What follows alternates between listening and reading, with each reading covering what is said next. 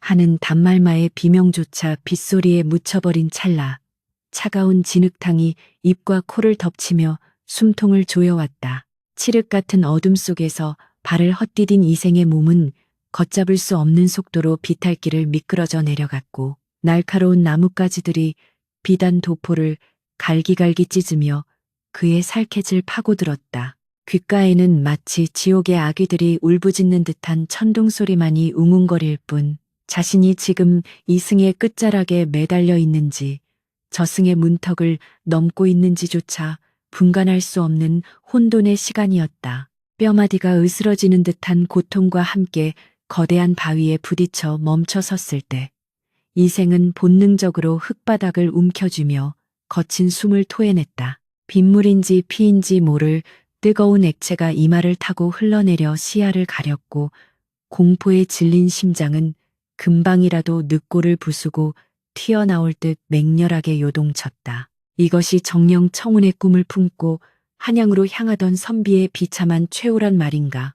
오직 가문의 영광을 위해 10년을 하루같이 등불 아래서 고전을 탐독했던 그 인고의 세월이 이토록 허망하게 문경세제의 차가운 흙더미 속에 파묻혀야 한단 말인가. 이생은 흐려지는 의식 속에서도 가끈을 고쳐매려 애쓰며 진흙 범벅이 된 손으로 바위를 더듬어 일어설 곳을 찾았다. 폭우는 그칠 기미를 보이지 않고 오히려 더욱 거세게 몰아치며 산 전체를 집어삼킬 듯 포효하고 있었는데 그 기세가 마치 하늘이 뚫린 것 같아 한 치 앞도 분간하기 어려웠다. 이생은 간신히 몸을 추스르고 나무 뿌리를 지팡이 삼아 비틀거리며 걸음을 옮겼으나 방향 감각을 상실한 채 그저 살기 위해 본능적으로 움직일 뿐이었다. 그때였다. 빗줄기 사이로 희미하게 흔들리는 붉은 불빛 하나가 그의 눈에 들어왔으니 그것은 마치 심해의 깊은 곳에서 유영하는 기이한 물고기의 눈동자처럼 음산하면서도 거부할 수 없는 유혹으로 다가왔다. 이 깊은 산중의 인가라니 도깨비 부리거나 여우의 홀림일지도 모른다는 의구심이 머릿속을 스쳤으나 극한의 추위와 공포에 질린 이생에게는 그 불빛만이 유일한 구원의 동아줄로 보였다. 그는 젖은 소미불처럼 무거워진 다리를 끌고 가시덤불이 발목을 휘감는 것을 뿌리치며 그 불빛을 향해 필사적으로 기어갔다. 가까워질수록 코끝을 찌르는 묘한 냄새가 빗물 냄새에 섞여 날아왔는데 그것은 오래된 곰팡내 같기도 하고 무엇인가가 썩어가는 듯한 비릿한 악취 같기도 하여 본능적인 거부감을 불러일으켰으나 생존에 대한 갈망이 이성의 경고를 눌러버렸다. 불빛의 정체는 깎아지른 절벽 아래 위태롭게 자리 잡은 낡은 주막이었는데 비바람에 금방이라도 쓰러질 듯 기울어진 처마와 검게 변색된 기둥들이 마치 거대한 짐승의 앙상한 갈비뼈처럼 기괴한 형상을 하고 있었다. 주막마당에는 잡초가 무성하게 자라 있어 오랫동안 사람의 발길이 닿지 않은 듯 했으나 닫힌 문틈 사이로 새어나오는 불빛만이 이곳에 누군가 존재하고 있음을 알리고 있었다. 이생은 떨리는 손으로 문고리를 잡으려다 잠시 멈칫하였는데 문 안쪽에서 들려오는 인기척이 전혀 느껴지지 않는 적막함이 오히려 등골을 서늘하게 만들었기 때문이었다. 보통의 주막이라면 객들의 왁자지껄한 소리나 주모의 걸걸한 목소리가 들려야 마땅하건만 이곳은 마치 죽은 자들의 무덤처럼 고요하기 짝이 없었다. 계십니까? 지나가던 과객이요. 비를 피해 하룻밤만 묵어갈 수 있겠소. 이생의 목소리는 빗소리에 묻혀 스스로에게조차 들리지 않을 만큼 미약했으나 놀랍게도 그 작은 외침이 끝나기가 무섭게 삐거덕거리는 소름 끼치는 소리와 함께 낡은 나무 문이 천천히 열렸다. 문이 열리자마자 훅 끼쳐오는 훈기 속에는 아까 맡았던 비릿한 냄새가 더욱 짙게 배어 있어 이생은 저도 모르게 옷소매로 코를 막아야 했다. 문 안쪽에 서 있는 것은 허리가 굽은 백발의 노파였는데 촛불 아래 드러난 그녀의 얼굴은 쭈글쭈글한 주름으로 뒤덮여 있어 나이를 가늠하기조차 어려웠다. 움푹 들어간 눈두덩이 속에서 번들거리는 눈동자는 탁하면서도 기이한 광채를 띠고 있어 마치 먹잇감을 노리는 뱀의 눈처럼 섬뜩하게 느껴졌다. 이 험한 날씨에 귀한 손님이 오셨구려. 어서 들어오시게. 밖이 많이 춥지. 노파의 목소리는 쇠를 긁는 듯 거칠고 쉰 소리였으나 말투만은 지나칠 정도로 공손하고 친절하여 그 부조화가 더욱 기괴한 분위기를 자아냈다. 이생은 의심을 거두지 못하면서도 뼛속까지 파고드는 한기를 이기지 못해 엉거주춤 방 안으로 들어섰고 노파는 구분 등으로 문을 닫으며 입가에 알 수 없는 미소를 지었다. 방 안은 생각보다 넓었으나 사방이 꽉 막힌 듯 답답한 기운이 감돌았고 벽에 발라진 누런 종이들은 곳곳이 찢어지거나 얼룩져 있어 세월의 흔적을 고스란히 보여주었다. 구석에 놓인 촛대 위에서 심지가 타닥거리는 소리를 낼 때마다 그림자가 일렁이며 벽면을 기어다니는 듯한 착시를 일으켰다. 이생이 젖은 도포를 벗어 말리려 하자 노파는 잽싸게 다가와 마른 수건을 건네며 과도한 친절을 베풀었다. 한양가시는 선비님이신가 보오. 이 깊은 산중까지 어이 오셨을꼬. 배가 많이 고프실 텐데 뜨끈한 국밥이라도 한 그릇 내오리다. 이생이 사양할 틈도 없이 노파는 부엌으로 사라졌고 홀로 남겨진 이생은 방 안을 둘러보며 불안한 마음을 진정시키려 애썼다. 문득 벽면에 붙어 있는 낡은 산수화 한 점이 눈에 들어왔는데 그림 속의 산새가 기이하게 뒤틀려 있고 나무들이 마치 사람의 팔다리처럼 묘사되어 있어 보면 볼수록 기분 나쁜 한기를 느끼게 했다. 얼마 지나지 않아 노파가 김이 모락모락 나는 소반을 들고 들어왔는데 뚝배기 가득 담긴 국밥에서는 기름진 고기 냄새가 진동을 하였다. 며칠을 굶은 듯 허기가 졌던 이생은 숟가락을 들었으나 국물을 한 모금 넘기는 순간 묘한 위화감에 숟가락을 멈추고 말았다. 국물 맛은 더할 나위 없이 감칠맛이 돌았으나 그 끝맛에 혀를 톡 쏘는 듯한 비릿한 쇠맛이 감돌았기 때문이었다. 마치 덜 익은 선지를 씹었을 때처럼 입안에 남는 불쾌한 철분 냄새에 이생은 미간을 찌푸리며 국밥을 휘저어 보았다. 고기 덩어리들은 푹 삶아져 형체를 알아보기 힘들었으나 그 육질이 일반적인 소고기나 돼지고기와는 달리 지나치게 연하고 색깔 또한 검붉은 빛을 띠고 있어 의구심을 자아냈다. 입에 맞지 않으시오? 우리 집 국밥은 심리 밖에서도 찾아와 먹는다오. 언제 왔는지 노파가 문틈으로 얼굴을 들이밀며 물었는데 그 눈빛이 식사를 하는지 감시하는 것인지 알 수 없을 만큼 집요했다. 이생은 짐짓 태연한 척하며 숟가락을 내려놓고 정중하게 답했다. 속이 좋지 않아 많이 먹지 못하겠소. 정성은 고마우나 물이나 한 대접 주시면 감사하겠소. 노파는 아쉬운 듯 쩝쩝 입맛을 다시며 물러갔으나 이생은 그녀가 완전히 사라지지 않고 문 밖에서 자신의 동태를 살피고 있음을 직감할 수 있었다. 문종이 위로 어른거리는 그림자가 미동도 없이 서 있었기 때문이었다. 이생은 등골이 오싹해지는 것을 느끼며 품속에 넣어두었던 호신용 은장도를 만지작거렸다. 과거 시험을 보러 떠나올 때 노모께서 쥐어주시니 작은 칼이 지금 이 순간 유일한 위안이 될 줄은 꿈에도 몰랐던 것이다. 밖에서는 여전히 비바람이 몰아치고 있었으나 이 방 안은 숨소리조차 크게 내기 힘들 만큼 무거운 정적에 휩싸여 있었다. 이생은 잠을 청하려 자리에 누웠으나 감각은 더욱 예민해져 벽 너머에서 들려오는 미세한 소리 하나하나까지 놓치지 않고 있었다. 그때 옆방에서 나지막한 신음소리가 들려왔다. 처음에는 바람소리인가 싶었으나 귀를 기울일수록 그것은 분명 사람이 고통 속에서 내뱉는 억눌린 비명임이 확실했다. 소리는 뚝뚝 끊어지며 이어졌고 마치 입이 틀어막힌 채 절규하는 듯한 처절함이 배어 있었다. 이생은 자리에서 벌떡 일어나 벽에 귀를 대고 숨을 죽였다. 옆방에 다른 손님이 묵고 있다는 말은 듣지 못했건만 노파는 왜 아무도 없다고 했던 것일까? 의구심은 공포로 바뀌었고 공포는 다시 알 수 없는 분노와 호기심으로 변해 이생의 이성을 자극했다.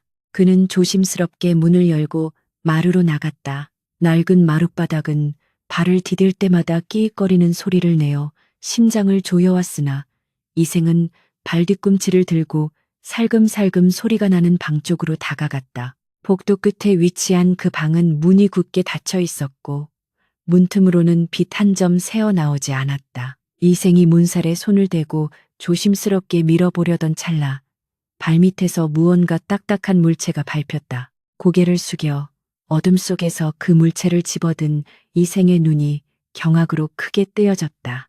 그것은 붉은 술이 달린 옥색 주머니였는데 며칠 전 주막에서 헤어졌던 동료 유생 박진사의 것이 분명했기 때문이었다. 박진사는 문경세제를 먼저 넘겠다며 서둘러 떠났는데 어찌하여 그의 물건이 이 깊은 산중의 외딴 주막 마루 밑에 떨어져 있단 말인가. 게다가 주머니 끈은 날카로운 무언가에 의해 거칠게 잘려나간 듯한 흔적이 역력했고 옥색 비단 위에는 검붉은 얼룩이 말라붙어 있었다. 이생이 떨리는 손으로 얼룩의 냄새를 맡아보려는 순간 등 뒤에서 서늘한 바람과 함께 쉰 목소리가 들려왔다. 잠이 오지 않으시는 게요. 선비님. 이생이 소스라치게 놀라 뒤를 돌아보자 칠흑 같은 어둠 속에 서 있는 노파의 모습이 번개에 번쩍이며 드러났다. 그녀의 손에는 큼지막한 식칼이 들려 있었고 칼날에서는 시퍼런 광채가 뿜어져 나오고 있었다. 노파는 더 이상 아까의 친절한 주모가 아니었다. 입가에는 비릿한 웃음을 머금은 채 먹잇감을 구석으로 모은 사냥꾼처럼 천천히 이생을 향해 다가오고 있었다. 밤이 깊었으니 얌전히 방에 계셨어야지. 호기심이 많으면 명을 재촉하는 법이라오. 노파의 뒤로 어둠 속에서 건장한 체격의 산의 그림자. 두세 개가 스르르 나타나 퇴로를 막아섰다. 이생은 손에 쥔 박진사의 주머니를 꽉 움켜쥐며 뒷걸음질 쳤으나 등 뒤는 막다른 벽이었다. 빗소리는 더욱 거세져 세상의 모든 소리를 집어삼키고 있었고 이 외딴 주막은 이제 완벽한 고립무원의 감옥이 되어 이생을 옥죄어 오고 있었다. 이생은 마른 침을 삼키며 떨리는 목소리로 외쳤다. 이게 무슨 짓이냐? 내 친구 박진사는 어디에 있느냐? 그러나 노파는 대답 대신 킬킬거리는 웃음소리를 흘리며 칼끝을 겨누었다. 박진사? 아, 그 호탕하던 선비님 말씀이시구려. 그분은 아주 맛있는 국밥이 되어 내 뱃속에 계시지. 노파의 끔찍한 말에 이생은 다리가 풀려 주저앉을 뻔했으나 정신을 다잡고 은장도를 꺼내들었다. 그러나 서슬퍼런 식칼과 몽둥이를 든 사내들 앞에서 작은 은장도는 너무나도 초라해 보였. 번개가 칠 때마다 벽에 비친 그들의 그림자가 기괴하게 일렁이며 춤을 추었고 이생은 자신이 발을 들인 이곳이 사람 사는 세상이 아닌 원기와 요물들이 득실거리는 마구림을 뼈저리게 실감했다. 허공을 가르는 은장도의 서슬퍼런 빛은 찰나의 저항일 뿐 거대한 흉조흉저 앞에서는 촛불 앞의 나방과도 같았다. 내 놈들의 악행이 하늘에 닿았으니 반드시 천벌을 받을 것이다. 이생의 호통이 비명처럼 터져나왔으나 사내들이 휘두른 몽둥이가 그의 손목을 강타하는 순간 쨍강하는 쇳소리와 함께 은장도는 바닥을 뒹굴었고 이생의 시야 또한 번쩍이는 섬광과 함께 암흑 속으로 가라앉고 말았다. 둔탁한 타격음이 머리통을 울리는가 싶더니 곧이어 끈적하고 불쾌한 무력감이 전신을 휘감으며 의식의 끈을 놓아버리게 만들었다. 그것은 죽음보다 더 깊고 차가운 심연으로의 추락이었으며 귓가에는 노파의 기괴한 웃음소리가 환청처럼 맴돌아 정신을 어지럽혔다. 얼마나 시간이 흘렀을까. 이생이 다시 눈을 떴을 때는 지독한 곰팡내와 퀴퀴한 흙냄새가 진동하는 좁은 공간에 갇혀 있었다. 머리는 깨질 듯 지끈거렸고 손발은 거친 밧줄에 꽁꽁 묶여 있어 옴짝달싹할 수 없는 처지였다. 칠흑 같은 어둠 속에서 유일하게 감각을 자극하는 것은 천장 틈새로 새어 들어오는 희미한 달빛 한 줄기와 저 멀리서 규칙적으로 들려오는 기이한 소리뿐이었다. 드르륵 쿵, 드르륵, 쿵. 그것은 마치 거대한 돌덩이가 서로 맞물려 돌아가는 맷돌 소리 같았는데 한밤중에 그것도 폭우가 쏟아지는 이 깊은 산중에서 곡식을 빠르리 만무하건만 그 소리는 끊임없이 이어지며 이생의 신경을 날카롭게 긁어댔다. 소리가 날 때마다 바닥이 미세하게 울리는 듯하여 그 맷돌의 크기가 예사롭지 않음을 짐작게 했다. 이생은 마른 침을 삼키며 주변을 살피려 애썼다. 어둠에 눈이 익숙해지자 희미한 윤곽들이 드러나기 시작했는데 그가 갇힌 곳은 주막의 뒤편에 딸린 광이나 헛간으로 보였다. 바닥에는 지푸라기가 어지럽게 널려 있었고 한쪽 구석에는 정체불명의 항아리들이 첩첩이 쌓여 있었다. 그런데 그 항아리들 사이로 눈에 익은 물건들이 보였다. 갓, 도포 자락, 낡은 보찜, 그리고 색색의 주머니들. 그것은 마치 누군가가 버리고 간 쓰레기 더미처럼 아무렇게나 쌓여 있었으나 이생의 눈에는 그것들이 단순한 잡동사니로 보이지 않았다. 그것은 바로 이 험한 문경세제를 넘다가 소리 소문 없이 사라진 수많은 나그네와 선비들의 유품 나그네와 선비들이었던 것이다. 심장이 쿵쿵거리며 늑골을 때렸다. 이생은 필사적으로 몸을 비틀어 그 물건들 쪽으로 기어갔다. 묶인 손끝에 닿는 차가운 감촉. 그것은 고급 비단으로 만들어진 각근이었다. 지난달 과거 급제 후 금회환영하겠다며 호기롭게 떠났던 고향 선배 최진사의 것과 똑같은 문양이 수놓여 있었다. 그 옆에는 달고 다른 집신 한 짝이 뒹굴고 있었는데 발 뒤꿈치 부분에 덧대어진 헝겊 조각을 보는 순간 이생은 숨이 턱 막혀왔다. 그것은 가난한 형편에도 자식의 앞길을 위해 헌신했던 어머니가 밤을 새워 기워주신 바로 자신의 예비 집신이었기 때문이었다. 노파 일당은 그가 정신을 잃은 사이 보찜을 뒤져 돈이 될 만한 것들은 챙기고 나머지 물건들은 이곳에 처박아 둔 것이 분명했다. 이생은 끓어오르는 분노와 공포에 치를 떨며 입술을 깨물었다. 피비린내가 입안에 번졌으나 그것은 지금 느끼는 절망감에 비하면 아무것도 아니었다. 그때 드르륵 쿵 하는 맷돌 소리가 더욱 크게 들려왔다.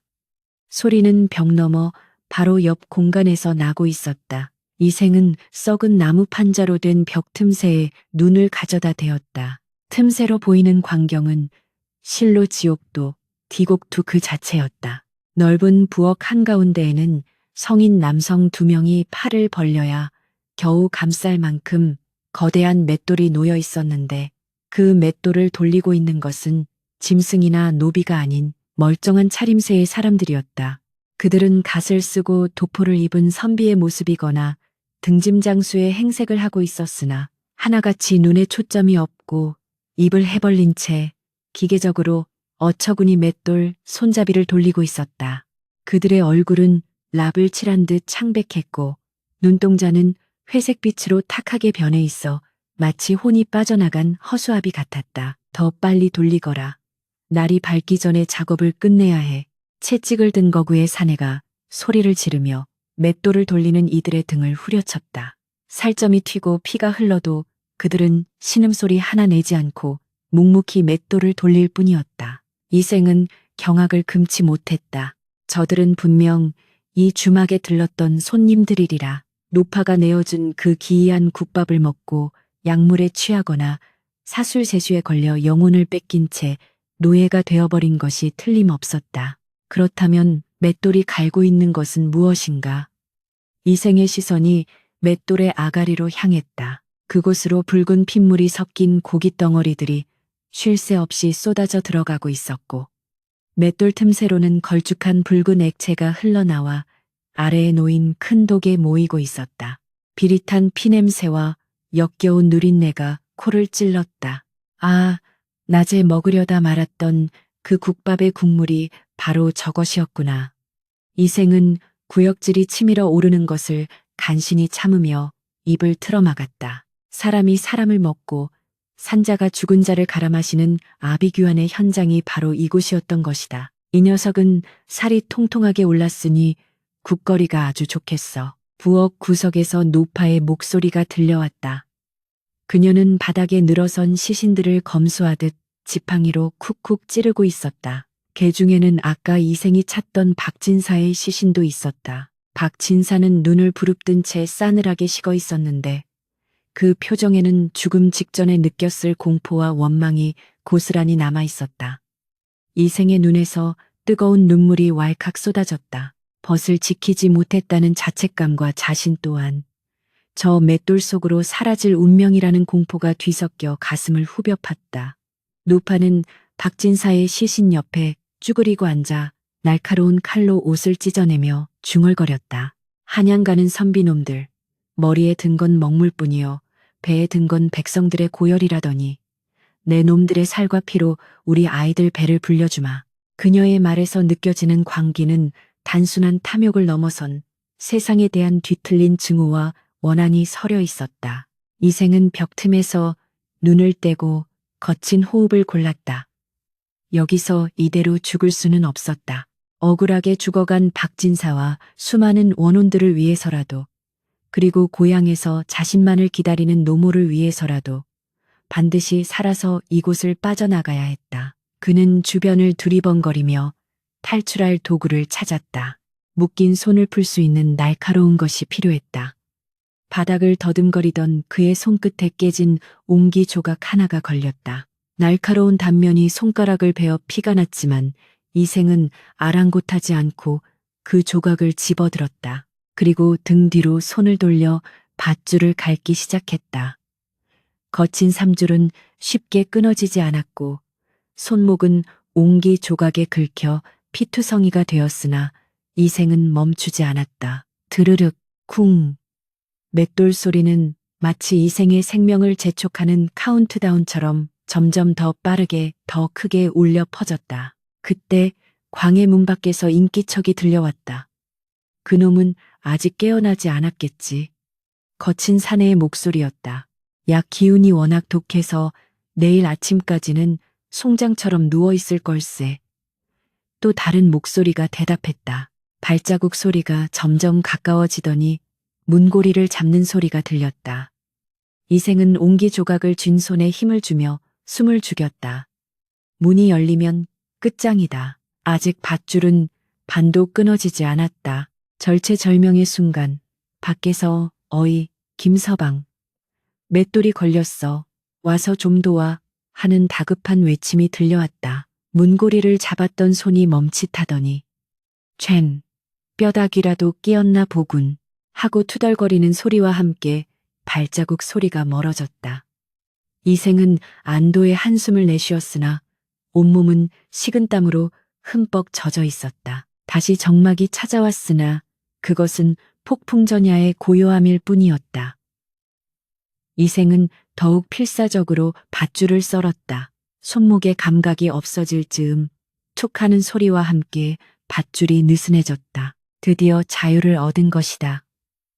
그는 저린 손목을 주무르며 조심스럽게 일어섰다.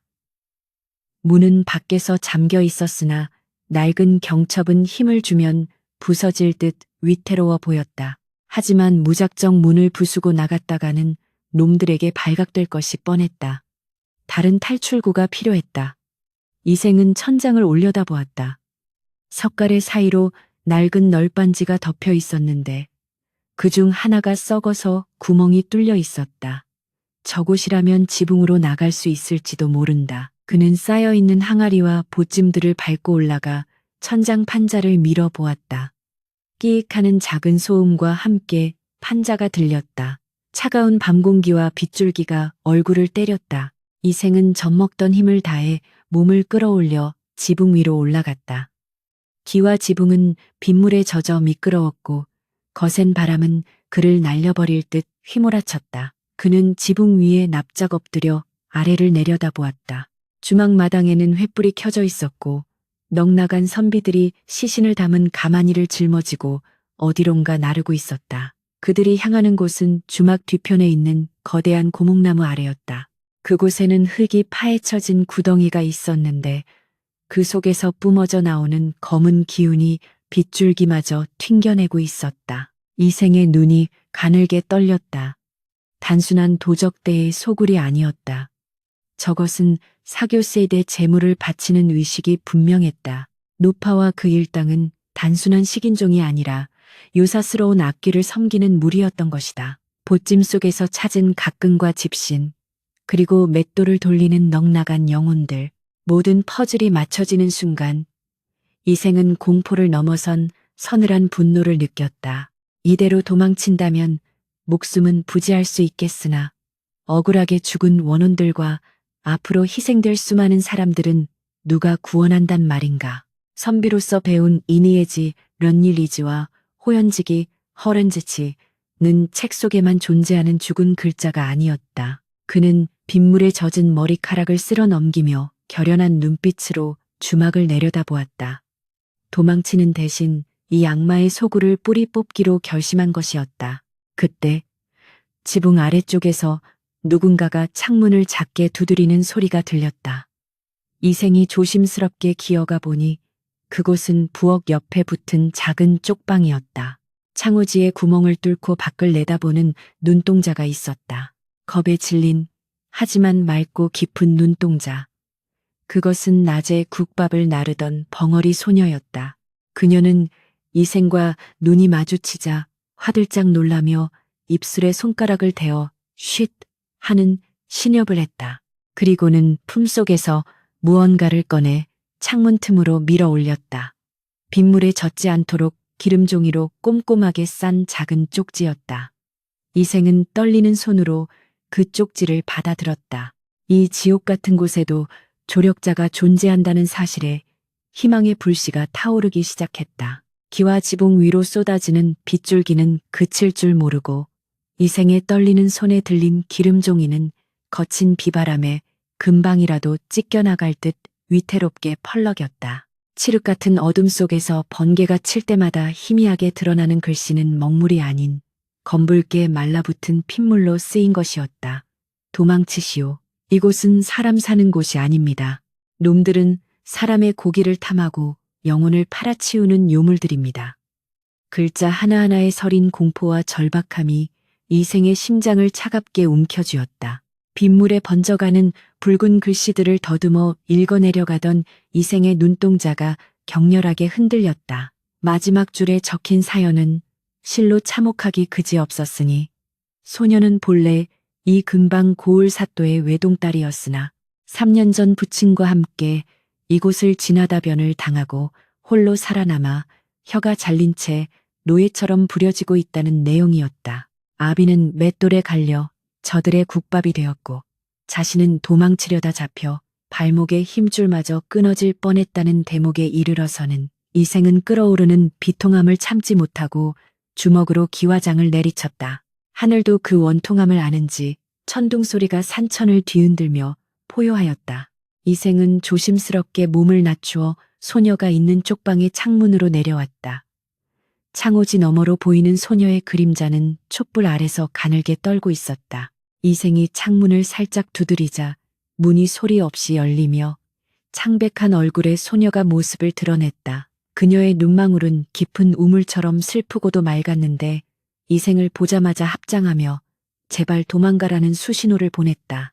이생은 비에 젖은 도포자락에서 빗물을 뚝뚝 흘리며 방 안으로 들어서지 않고 문지방에 걸터앉아 나지막이 속삭였다. 내 반드시 그대를 구하고 억울하게 죽은 이들의 원한을 풀어주겠소. 허나 지금은 저들의 눈을 피해 관아에 알리는 것이 급선무요. 혹시 빠져나갈 구멍은 없겠소? 소녀는 고개를 가로저으며 눈물을 글썽였다. 그녀는 손가락으로 주막을 둘러싼 숲을 가리키더니 양손을 X자로 교차해 보였다. 나갈 수 없다는 뜻이었다.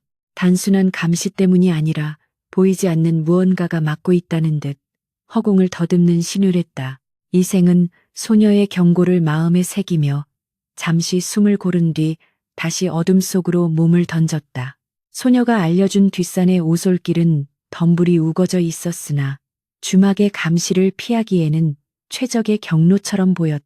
빗물에 질퍽거리는 흙길을 달리며 이생은 수없이 넘어지고 깨졌으나 오직 살아서 이 끔찍한 진실을 알려야 한다는 일념 하나로 고통을 삼켰다. 숲은 기이할 정도로 고요했다. 그 요란하던 빗소리마저 숲의 입구에 들어서는 순간 소미불에 덮인 듯 먹먹해졌고 나무들은 마치 살아있는 귀신처럼 가지를 비틀어 이생의 옷자락을 낚아채려 했다. 한식경밥 한 끼 먹을 시간쯤 달렸을까. 이생은 숨이 턱끝까지 차올라 잠시 멈춰섰다.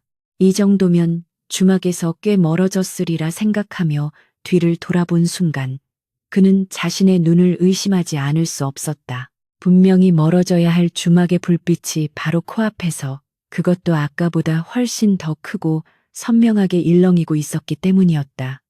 이게 무슨 조화란 말인가. 이생은 식은땀을 흘리며 다시 반대 방향으로 미친 듯이 달렸다. 그러나 아무리 달려도 결과는 마찬가지였다. 숲은 마치 칸비우스의 띠처럼 끝없이 이어지며 그를 다시 주막의 뒷마당으로 돌려보낼 뿐이었다. 이것이 바로 전설로만 듣던 귀신 씌운 길, 즉 귀곡성 귀쿠청의 결계였던 것이다.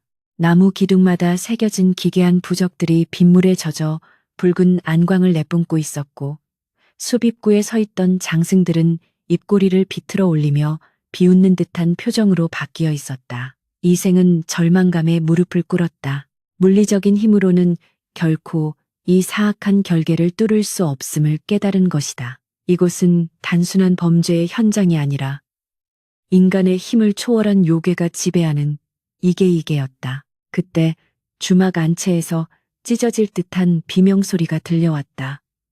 소녀의 목소리였다. 아니 목소리를 낼 수 없는 그녀가 쥐어짜내는 단말마의 신음이었다.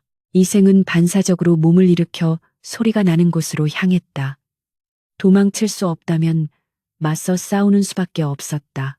그가 조심스럽게 안채의 문틈으로 안을 들여다보니 그곳에는 지옥의 연회와도 같은 광경이 펼쳐져 있었다. 넓은 대청마루 한가운데에는 붉은 비단으로 덮인 제단이 차려져 있었고 그 위에는 알 수 없는 짐승의 머리와 피가 담긴 그릇들이 놓여 있었다. 그리고 그 앞에는 주인 노파가 서 있었는데 그녀의 모습은 더 이상 구부정한 할미가 아니었다.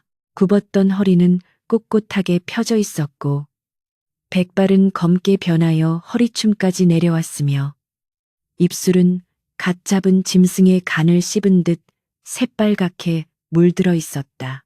그녀의 등 뒤로는 9개의 검은 그림자가 꼬리처럼 일렁이며 춤을 추고 있었으니 그 정체는 천년 묵은 구미호가 타락하여 악귀가 된 형상임이 분명했다. 노파, 아니 요물은 한 손으로 벙어리 소녀의 머리채를 휘어잡고 있었고 다른 한 손에는 긴 바늘을 들고 있었다.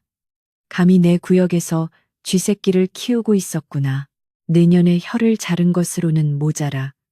이제 눈알마저 파내어야 정신을 차리겠느냐. 요물의 목소리는 젊은 여인의 것과 노파의 것이 뒤섞인 듯한 기괴한 이중음으로 울려 퍼졌다. 소녀는 공포에 질려 파랗게 질린 얼굴로 바들바들 떨고 있었으나 눈빛만은 굴복하지 않고 요물을 노려보고 있었다.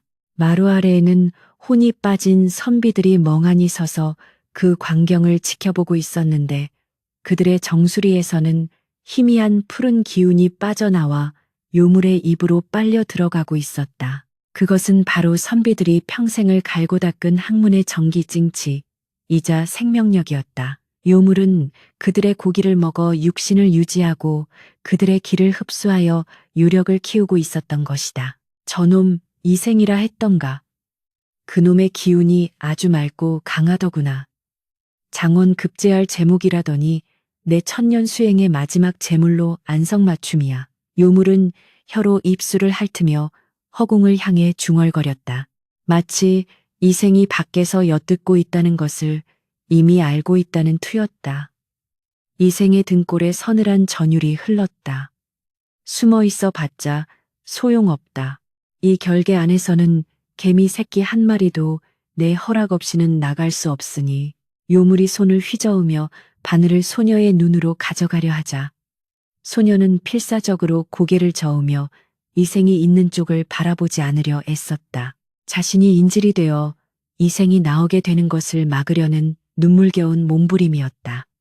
그 모습을 본 이생의 가슴 속에서 뜨거운 무언가가 치밀어 올랐다.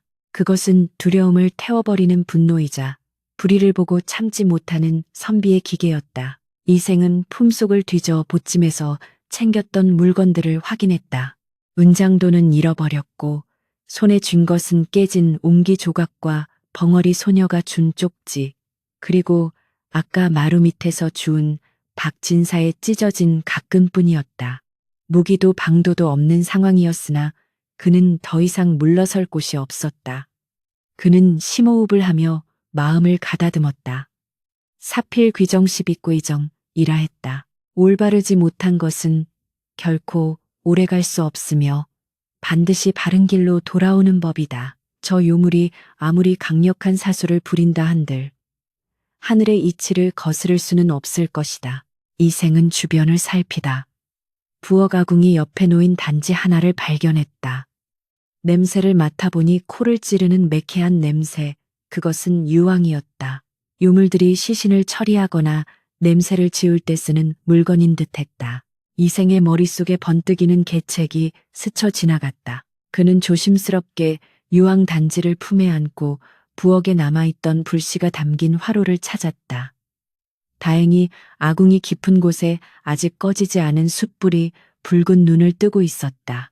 이생은 옷자락을 찢어 숯불을 감싸 쥐었다. 손바닥이 타들어가는 고통이 느껴졌지만 소녀의 비명소리가 다시 들려오자 고통 따위는 잊혀졌다. 내 놈이 나올 때까지 인연의 손가락을 하나씩 자르겠다. 요물의 잔혹한 선언과 함께 우두둑 하는 끔찍한 소리가 들렸다. 더 이상 지체할 수 없었다. 이생은 부엌 문을 박차고 마당으로 뛰어들었다. 비바람이 그의 얼굴을 때렸지만 그의 눈빛은 횃불보다 더 형형하게 타오르고 있었다. 요물은 듣거라. 내 여기 있다. 이생의 고함 소리에 요물의 동작이 멈췄다. 그녀는 천천히 고개를 돌려 이생을 바라보았다. 그 눈동자는 세로로 찢어진 짐승의 것이 되어 소름 끼치는 황금빛을 발하고 있었다. 호, 제 발로 기어 나왔구나.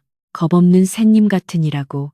요물은 소녀를 바닥에 내팽개치고 이생을 향해 돌아섰다. 그녀의 뒤에서 일렁이던 9개의 그림자가 거대한 뱀처럼 꿈틀거려 이생을 덮칠 기세로 부풀어 올랐다. 내 너를 아주 고통스럽게 죽여 그 뼈와 살을 씹어 먹어주마. 요물의 비웃음과 함께 마당의 흙바닥이 갈라지며 썩은 손들이 튀어나와 이생의 발목을 잡으려 했다. 그러나 이생은 물러서지 않았다. 그는 품에 안고 있던 유황 단지의 뚜껑을 열고 숯불을 그 안으로 던져 넣었다. 내 놈의 사악한 기운도 이 불꽃 앞에서는 한 줌의 재가 될 것이다. 이생이 유황 단지를 요물을 향해 힘껏 집어던지는 순간 화로 속의 불씨가 유황과 만나며 폭발적인 화염이 치솟았다. 빗줄기조차 집어삼킬 듯한 푸른 불꽃이 굉음과 함께 터져나오자 요물은 예상치 못한 공격에 당황하며 뒷걸음질 쳤다. 크악, 감히 인간 주제에. 유황의 독한 연기와 불꽃이 요물의 시야를 가린 틈을 타 이생은 쏜살같이 대청마루로 뛰어올랐다. 그의 목표는 요물이 아니라 바닥에 쓰러져 있는 벙어리 소녀였다. 그리고 그 너머 기둥에 붙어있는 가장 크고 불길한 부적이었다. 저것이 바로 이 결계의 해커임을 직감적으로 깨달은 것이다. 이생의 손이 부적을 향해 뻗어가는 그 순간 요물의 긴 머리카락이 채찍처럼 날아와 이생의 허리를 감아버렸다. 숨통이 조여오고 몸이 공중으로 붕 뜨는 절체절명의 위기 속에서도 이생의 시선은 오직 그 부적에 고정되어 있었다. 허공에 매달린 이생의 몸이 거대한 뱀처럼 휘감아오는 검은 머리카락에 의해 으스러질 듯 조여들었다. 늑골이 비명을 지르고 폐부의 공기가 바닥나며 눈앞이 점차 하얗게 흐려지는 와중에도 이생의 시선은 오직 기둥에 붙은 그 흉측한 부적에 고정되어 있었다.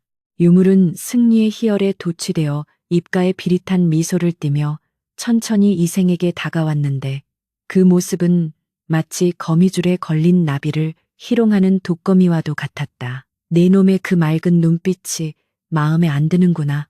내 기필코 그 눈을 뽑아 술에 담가 마시리라. 요물의 손톱이 날카로운 갈고리로 변하여 이생의 눈을 향해 서서히 다가왔다. 죽음의 공포가 본능을 자극했으나 이생은 이를 악물고 흐려지는 의식을 붙잡으며 마지막 기회를 노렸다. 품속에 숨겨두었던 옹기조각, 그 작은 파편 하나가 유일한 희망이었다.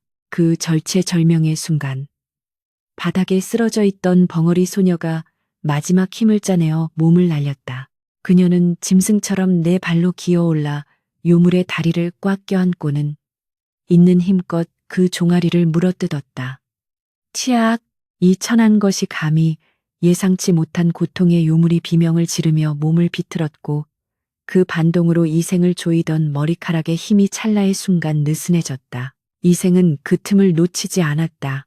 손에 쥔 옹기 조각으로 자신을 휘감은 머리카락 다발을 사정없이 그어버린 것이다. 툭 하는 소리와 함께 검은 타래가 끊어지며 이생의 몸이 마루 위로 떨어졌다. 그는 낙법을 취할 새도 없이 바닥을 구르며 곧장 기둥을 향해 쇄도했다. 요물이 소녀를 발로 걷어차며 다시 이생을 잡으려 했으나 이생의 손은 이미 그 불길한 부적을 움켜쥐고 있었다. 사악한 결계여, 하늘의 이름으로 명하노니 이제 그만 사라져라. 이생의 포효와 함께 붉은 부적이 찢겨나갔다. 그 순간 천지가 개벽하는 듯한 굉음이 울려 퍼지며 주막 전체가 격렬하게 요동쳤다. 마치 건물을 지탱하던 척추가 부러진 듯 대들보가 비틀거리고 천장에서는 묵은 먼지와 흙더미가 쏟아져 내렸다. 요물은 찢어지는 듯한 괴성을 지르며 머리를 감싸쥐고 바닥을 뒹굴었다. 안 돼. 내 힘이, 내 천년의 공들임이. 부적이 사라진 자리에서 검은 연기가 뿜어져 나오며 요물의 육신을 휘감았고 탱탱하던 그녀의 피부는 순식간에 쭈글쭈글해지며 본래의 추악한 짐승 형상으로 변해가기 시작했다. 아름답던 여인의 모습은 온데간데 없고 누런 털이 숭숭 난 얼굴과 9개의 꼬리를 가진 흉물스러운 구미호의 본색이 드러난 것이다. 결계가 깨지자 마당에 서 있던 넋 나간 선비들의 몸에도 변화가 일어났다. 초점 없이 흐리멍덩하던 그들의 눈에 서서히 생기가 돌아오기 시작한 것이다. 그들은 마치 긴 악몽에서 깨어난 듯 어리둥절한 표정으로 주위를 둘러보다가 눈앞에 펼쳐진 지옥도와 자신들의 손에 묻은 피를 보고 경악을 금치 못했다. 이게 무슨 일인가? 내가 왜 여기에? 혼란은 곧 공포와 분노로 바뀌었다. 그들은 자신들이 요물의 꼭두각시가 되어 동료를 해하고 인육을 갈았다는 사실을 깨닫고는 오열하며 땅을 쳤다. 이생은 그들을 향해 목청껏 외쳤다. 정신들 차리시오. 아직 끝난 것이 아니오. 저 요물을 처단하고 이곳을 빠져나가야 하오. 이생의 일갈은 패닉에 빠진 선비들의 정신을 번쩍 들게 하는 죽빛 소리와도 같았다. 본 모습을 드러낸 구미호는 분노로 이성을 잃고 날뛰었다. 9개의 꼬리가 채찍처럼 휘몰아치며 기둥을 부수고 마루를 박살냈다. 내 오늘 너희 놈들을 모조리 찢어 죽여 그 피로 다시 결계를 세울 것이다. 요물의 입에서 시퍼런 도깨비 불이 뿜어져 나와 사방을 불바다로 만들었다. 이생은 소녀를 부축하여 불길을 피하며 물러섰으나 퇴로는 이미 불길에 막혀 있었다. 이제 남은 것은 정면 승부뿐이었다. 이생은 바닥에 떨어진 쇠꼬챙이를 집어들고 요물 앞을 가로막았다. 그의 뒤로 정신을 차린 선비들이 하나둘씩 모여들었다. 그들은 몽둥이와 돌멩이, 깨진 기와장을 들고 이생의 곁에 섰다. 비록 무예를 익힌 무인들은 아니었으나 짐승에게 유린당한 인간의 존엄을 되찾겠다는 결기가 그들의 눈빛을 형형하게 밝혔다. 요물은 듣거라. 너는 하늘의 이치를 거스르고 사람의 고열을 빨아치우며 순수한 영혼들을 타락시킨 죄를 범했다. 네 죄는 죽어 마땅하며 천지신명 또한 너를 용서치 않을 것이다. 이생은 불타오르는 주막 한가운데서 마치 어사또가 판결문을 낭독하듯 준엄하게 꾸짖었다. 그것은 단순한 고함이 아니라 평생 성현의 말씀을 공부하며 기른 호연지기, 허란지치가 담긴 사자후였다. 기이하게도 이생의 목소리가 울려 퍼질 때마다 요물의 움직임이 둔해지고 뿜어내던 사악한 기운이 주춤거렸다. 사필 귀정, 정의로운 기운은 사악함을 누르는 법, 이생의 기계에 압도된 요물이 주춤하는 사이 선비들이 일제히 함성을 지르며 달려들었다. 죽어라, 이 악기야. 선비들은 두려움을 잊고 요물에게 달려들어 꼬리를 붙잡고 돌을 던졌다. 요물은 꼬리를 휘둘러 그들을 쳐냈으나 때로 덤벼드는 사람들의 기세에 당황하여 뒷걸음질 쳤다. 이생은 그 틈을 놓치지 않고 유황불이 번지고 있는 부엌 쪽을 가리켰다. 저놈을 불 속으로 몰아넣어야 한다. 불이 약점이다. 이생의 지시에 따라 선비들은 포위망을 좁히며 요물을 화염 속으로 몰아갔다. 벙어리 소녀 또한 성한 곳 없는 몸을 이끌고 횃불을 집어던지며 그들을 도왔다. 요물은 포위망을 뚫으려 발악했으나 이미 부상을 입고 기운이 쇠한 상태라 역부족이었다. 마침내 이생이 쇠꼬챙이를 들고 요물의 심장을 향해 최후의 일격을 가했다. 이것은 박진사의 원한, 그리고 이곳에서 죽어간 모든 이들의 분노다. 이생의 몸이 허공을 가르고 날카로운 쇠끝이 요물의 가슴팍에 깊숙이 박혔다. 크아악! 요물은 끔찍한 단말말을 내지르며 뒤로 넘어졌고 그 뒤에는 맹렬하게 타오르는 유황불 구덩이가 입을 벌리고 있었다. 요물의 거대한 몸뚱이가 불길 속으로 처박히자 푸른 화염이 기둥처럼 치솟으며 요물을 집어삼켰다. 불 속에서 타들어가는 요물의 비명소리는 산천을 찢을 듯 처절했으나 곧이어 뼈가 타는 소리와 함께 잦아들었다. 주막은 이제 거대한 화염 덩어리가 되어 무너져 내리고 있었다. 어서 나가야 한다.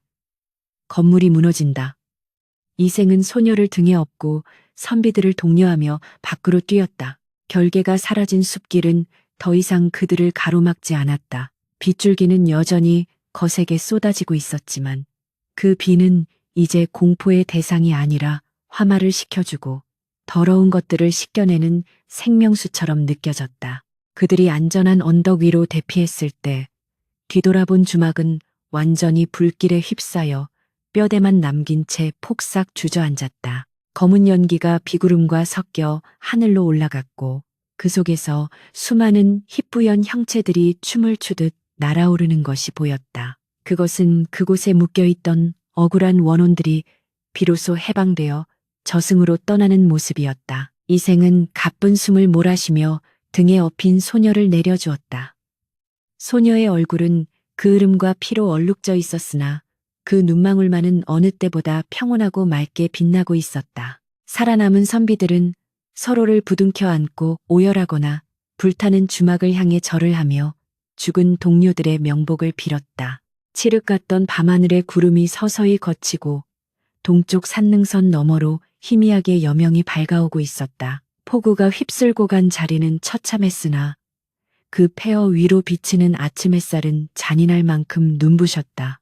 이생은 찢어진 도포 자락을 여미며 이제는 재가 되어버린 악몽의 털을 말없이 응시했다. 밤새 겪은 사투가 거짓말처럼 느껴졌으나 손에 남은 화상 자국과 욱신거리는 전신은 그 모든 것이 생생한 현실이었음을 증명하고 있었다. 밤새 천지를 뒤흔들던 폭우가 거짓말처럼 했고 문경세제의 험준한 산마루 위로 붉은 아침 해가 솟아올랐다. 찬란한 햇살은 밤의 장막을 걷어내고 그 속에 숨겨져 있던 참혹한 진실과 마주한 생존자들의 얼굴을 비추었다. 화마가 휩쓸고 간 주막터는 검은 재와 숯덩이로 변해 있었고 곳곳에서 피어오르는 매캐한 연기가 아침 안개와 섞여 산허리를 감돌았다. 그토록 위세등등했던 요물과 그 추종자들은 한 줌의 흙으로 돌아갔으니 권불 10년 괸 부신옌이요 화무시비롱 화무시르혼이라. 사악한 탐욕의 끝은 이토록 허망한 것이었다. 이생은 그을린 얼굴을 닦을 생각도 하지 못한 채 잿더미 속에 우두커니 서서 떠오르는 태양을 응시했다.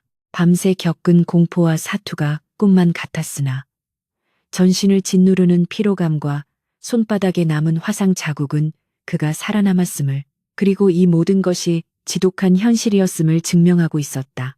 선비님, 덕분에 살았습니다. 이 은혜를 어찌 갚아야 할지 함께 살아남은 선비들과 행상인들이 이생에게 다가와 눈물을 흘리며 절을 올렸다. 개 중에는 공포에 질려 말조차 제대로 잊지 못하는 이도 있었고, 잃어버린 동료의 이름을 부르며 오열하는 이도 있었다. 이생은 그들의 손을 일일이 잡아주며 위로했다. 내가 한 일이 아닙니다. 우리 모두의 살고자 하는 의지와 억울하게 죽은 이들의 원혼이 하늘을 움직인 것입니다. 이생의 시선은 잿더미 한 구석에 웅크리고 앉아있는 벙어리 소녀에게로 향했다. 그녀는 불타버린 집터에서 무언가를 찾고 있었다. 이생이 다가가 보니 소녀의 손에는 반쯤 타버린 낡은 놀이개 하나가 들려 있었다. 그것은 아마도 요물에게 희생당한 그녀의 아버지가 남긴 마지막 유품이었으리라. 소녀는 그 놀이개를 가슴에 품고 소리 없는 눈물을 흘리고 있었다. 이생은 주막 뒤편 양지바른 언덕으로 사람들을 이끌었다.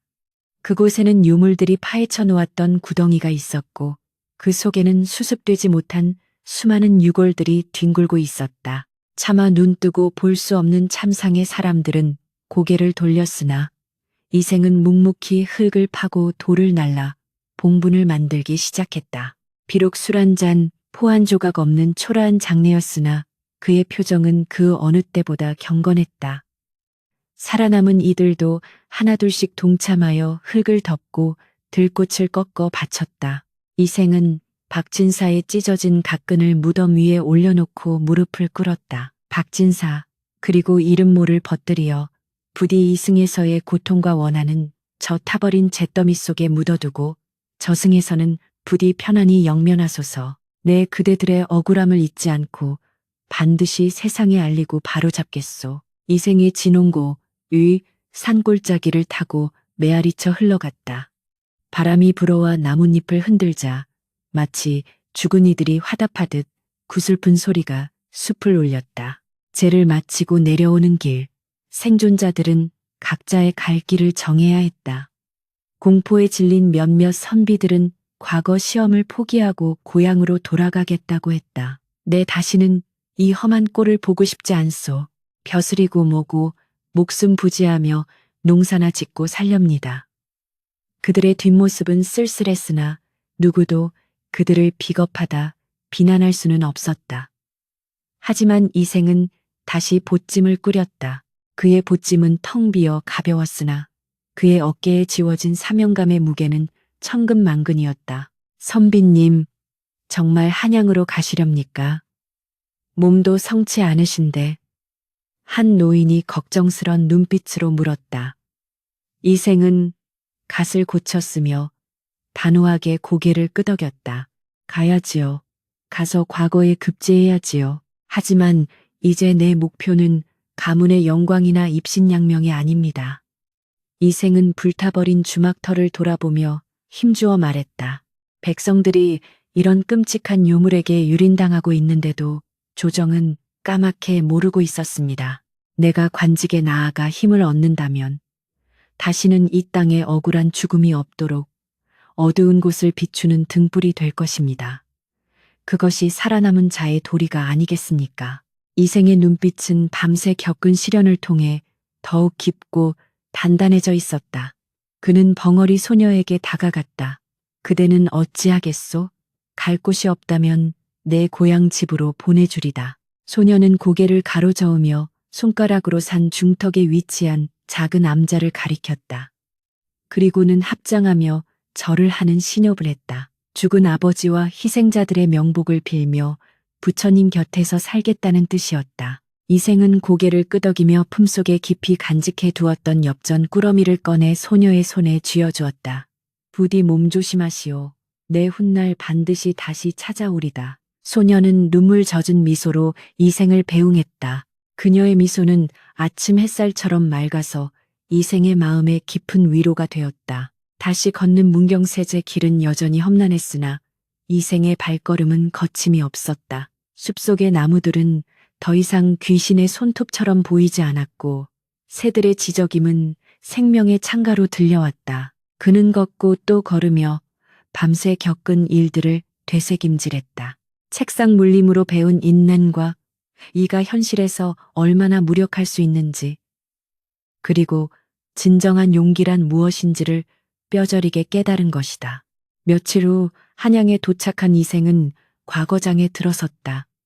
시제시다로는 국태민안, 고태민안 위안 방책을 논하라가 나왔다. 다른 유생들이 화려한 미사여구와 고사성어를 인용하며 답안을 작성할 때 이생은 문경세제에서의 참혹했던 경험과 백성들의 고통을 떠올리며 피를 토하는 심정으로 붓을 놀렸다.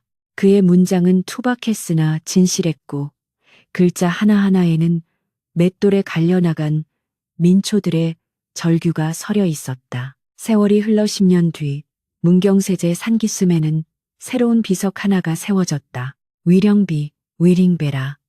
새겨진 비석 앞에는 정갈한 제물들이 차려져 있었고 그 앞에는 붉은 관복을 입은 중년의 관리가 술을 따르고 있었다. 바로 암행어사가 되어 돌아온 이생이었다. 그의 곁에는 승복을 입은 여승이 목탁을 두드리고 있었으니 그녀는 바로 그 옛날의 벙어리 소녀였다. 이생은 술잔을 비우고 비석을 쓰다듬으며 회상에 잠겼다. 그날의 악몽은 그를 강하게 만들었고 그는 약속대로 백성을 위한 목민관, 무민관이 되어 부패한 탐관오리들을 벌하고 요사스러운 무리들을 척결하며 살아왔다. 박진사, 보이시오? 이제 이 고개에는 도적도 요물도 없소. 오직 맑은 바람과 밝은 달만이 머물다 갈 뿐이요. 제사를 마친 이생은 소녀, 아니 스님과 함께 암자 마루에 앉아 차를 나누었다. 말은 통하지 않았으나 마음은 이미 통하고 있었다. 산 아래로 굽이치는 길을 따라 평화롭게 오가는 나그네들의 모습이 보였다. 그들의 보찜은 무거워 보였으나 발걸음은 가벼웠고 어디선가 들려오는 구성진 노랫가락이 산자락을 휘감았다. 이생은 찻잔에 비친 달을 바라보며 생각했다. 세상에는 여전히 사람을 잡아먹는 요물 같은 욕망들이 도사리고 있다. 때로는 권력의 모습으로, 때로는 재물의 모습으로, 그러나 깨어있는 정신과 꺾이지 않는 의지가 있다면 그 어떤 어둠도 아침 햇살을 이길 수는 없는 법이다. 달빛은 은은하게 암자를 비추고 멀리서 들려오는 풍경 소리가 맑게 울려 퍼졌다.